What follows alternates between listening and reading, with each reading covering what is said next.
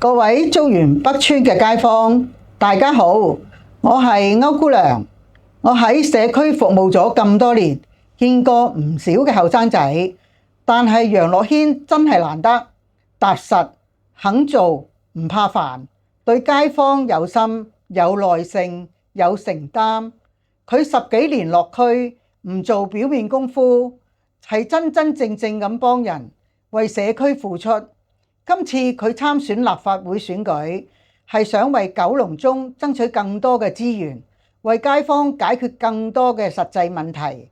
12月7號，希望大家同我一齊嚟支持楊樂軒，為我哋竹園北村、為九龍中帶嚟更可靠、更有衝勁嘅新力量。多謝大家。楊樂軒係一個年輕嘅區議員，亦都係一個潮州人，亦都係一個會計師。憑住佢嘅專業知識以及佢嘅豐富嘅社區經驗，相信佢會為我哋竹園帶來新嘅動力、新嘅改變。佢會將竹園嘅聲音帶入立法會，將黃大仙嘅聲音帶入立法會。懇請各位12月7號全家總動員，票投楊樂軒。我係楊樂軒。